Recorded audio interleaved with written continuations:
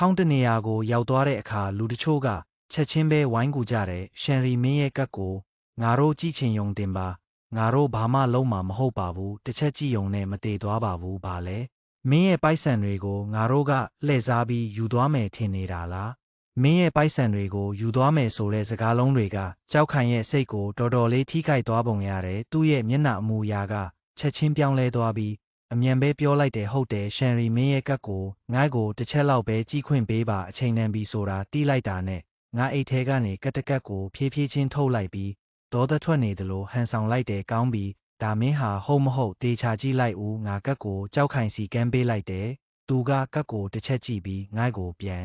ပေးတယ်သူ့မျက်လုံးတွေထဲမှာအာနာစိတ်တွေပြည့်နေပေမဲ့ပါးစပ်နားမှာတော့ပြုံးစီစီဖြစ်နေတယ်ငါအမားပါဒါတကယ်ပဲမင်းရဲ့ကတ်ဖြစ်နေတာပဲအဲ့ဒီလိုပြောပြီးနောက်သူကသူ့အိတ်ကိုပုတ်လိုက်ပြီးတခုခုကိုတတိယသွားသလိုမျိုးရုတ်တရက်ဟန်ဆောင်လိုက်တယ်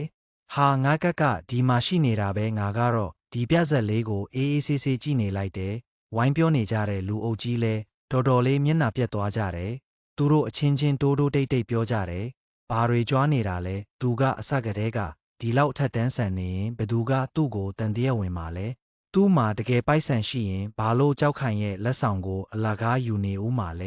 ဲတော်တော်ယုံစရာကောင်းတဲ့ပိုက်ဆံမရှိပဲဟန်ဆောင်ချင်နေတဲ့သူတယောက်ကိုငါမြင်နေရပြီဘသူတိမှလဲအဲ့ဒီဘရိုသာအေရစီကအွန်လိုင်းကနေဝယ်ထားတဲ့အတူဖြစ်မှာပါဒါကအတူပဲဖြစ်ရမယ်ဒါကိုကြားတော့ငါအဲ့ဒီလူကိုစိတ်ထဲကနေလက်မထောင်ပြလိုက်တယ်မင်းတကယ်မှန်သွားပြီဒီကက်ကတကယ်ပဲအတူပါဇလန်းကောင်းတော့မယ်ဆိုတာတီးလိုက်ရလို့ငါရဲ့နှုတ်ခမ်းတွေကပြုံးချင်လာတယ်ကြောက်ခိုင်ကသူတို့တွေစူညံနေတာကိုမကြိုက်လို့အားလုံးကိုတိတ်တိတ်နေဖို့အချက်ပြလိုက်တယ်အဲ့ဒီအခါမှသူတို့လည်းမတက်တာပဲပါဆက်ပိတ်သွားကြတယ်လက်ဆောင်တွေအားလုံးကိုထုတ်ပိုးပြီးအားလုံးလည်းအိတ်ကိုစီနဲ့ဖြစ်နေကြတယ်အယောင်းဝန်ထမ်းကဖားတဲ့အပြုံးနဲ့ချင်းကပ်လာတယ်တခင်လေးကြောက်ခိုင်ဒီတခါကြားတဲ့ငွေကဘီလီယံ20တကြော်ပါတယ်မင်းကဝဲရဖောက်တီဖြစ်လို့ငါတို့ကရဲကြကတ်တခုပြင်ဆင်ပေးထားပါတယ်အကျွေတွေကိုတောင်ငါတို့လျှော့ပေးထားပါတယ်မင်းဘီလီယံ20တတိတိပဲရှင်းပေးရင်ရပါပြီဒါကငါပြန်လဲမွေးဖွားလာလို့ဖြစ်ပေါ်လာတဲ့အကျိုးဆက်ဖြစ်ကောင်းဖြစ်နိုင်တယ်ဒီတခါကြောက်ခိုင်သုံးလိုက်တဲ့ပမာဏကငါရဲ့အရင်ဘဝကထက်3.5ဘီလီယံပိုများနေတယ်သူကတစ်စက္ကန့်တောင်မတွန့်ဆုတ်ပဲဘီလိုသာထေးရီကိုထုတ်ပြီးရှင်းလိုက်တဲ့လင်းရွံကတော့နင်းနေမျက်မှောင်ကျုပ်သွားတယ်ကြောက်ခိုင်ကဒီလောက်ပမာဏအများကြီးသုံးလိုက်လိမ့်မယ်လို့သူမမျှော်လင့်ထားဘူးကက်ကနေငွေရှင်းတာအောင်မြင်သွားတဲ့အချိန်မှာငါဖုန်းကိုငုံကြည့်လိုက်တယ်ပိုက်ဆံနှုတ်ယူသွားတဲ့အကြောင်းကြားစာမတက်လာဘူးငါအကောင့်ထဲကသူ့ညအရှိကြီးကိုကြည့်ပြီးငါတော်တော်လေးစိတ်အေးသွားတယ်အားလုံးကကြောက်ခိုင်ကိုဝိုင်းပြီးဖားနေကြတော့မှရုတ်တရက်ဝတ်သက်တန်လိုမျိုးအော်တန်ကြီးထွက်လာတယ်ကြောက်ခိုင်ကသူ့ဖုန်းကိုကြည့်ပြီး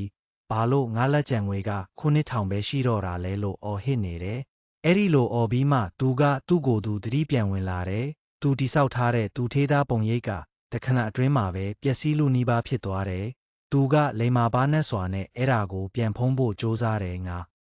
အဲ့ဒီလိုမဆိုလိုပါဘူးဘေးနားကသူငယ်ချင်းတွေကတယောက်ကိုတယောက်ကြည့်ပြီးသူ့ကိုဝိုင်းကာကွယ်ပေးကြတယ်တခင်လေးကြောက်ခိုင်ကဒီလိုအကျွေလေးတွေကိုဘာလို့ဂယုဆိုင်မှာလဲကန့်သက်ချက်ပြေးသွားတာဖြစ်မှာပါခဏလောက်စောင့်ကြည့်ရအောင်တခင်လေးကြောက်ခိုင်ကသူ့မိသားစုစီဖုံးတစ်ချက်ဆက်လိုက်ရင်အားလုံးအဆင်ပြေသွားမှာပါဟုတ်တယ်ငါတို့ကသူ့စီကလက်ဆောင်တွေလဲယူထားပြီးသားပဲကြောက်ခိုင်ခက်ခဲနေတာကိုငါတို့ကဘလို့ဒီအတိုင်းကြည့်နေနိုင်မှာလဲအဲ့ဒီနောက်ဆုံးစကားကိုကြားတော့ငါတကယ်ပဲမရေပဲမနေနိုင်တော့ဘူးအဲ့ဒီရေတံကအားလုံးရဲ့အာယုံကိုငါစီရောက်လာစေတယ်မင်းကဘာကိုရေနေတာလဲမင်းလဲတခင်လေးကြောက်ခိုင်ရဲ့လက်ဆောင်ကိုယူထားတာမဟုတ်ဘူးလားအခွင့်ရေးယူထားပြီးတော့မှဒီလောက်အထက်တန်းဆန်ချင်နေတာလားတတိထားဦးတခင်လေးကြောက်ခိုင်ကစကားတခွန်းပြောလိုက်ယုံပဲစကားတခွန်းတည်းနဲ့မင်းရဲ့တမိသားစုလုံးသွားပြီပဲငါရဲ့တမိသားစုလုံးသွားပြီလားမင်းတို့မိသားစုတရပေါင်းရင်တောင်ငါမိသားစုရဲ့အကျွေလောက်တောင်ရှိမှာမဟုတ်ဘူးငါရဲ့အရင်ဘဝမှာဘီလီယံ10ခုနှစ်လောက်ပျောက်ဆုံးသွားလို့ကြောက်ခိုင်နဲ့ငါပြက်ဆဲခဲ့ရတာအဲ့ဒီတုန်းကသူကငါ့ကိုတေချာရှင်းပြခဲ့ရင်ငါသူ့ကိုပိုက်ဆံပြန်ဆက်ဖို့အချိန်ပေးခဲ့မှာပါဒီလိုအကျွေလေးတွေကြောင့်ငါတို့ရဲ့ညီကိုတန်ရောစင်ကိုဖျက်ဆီးလိုက်တာတကယ်မတန်ပါဘူးသူ့ရဲ့အမားကငါပိုက်ဆံကိုတင်မကဘူးငါအသက်ကိုပါလိုချင်ခဲ့တာငါ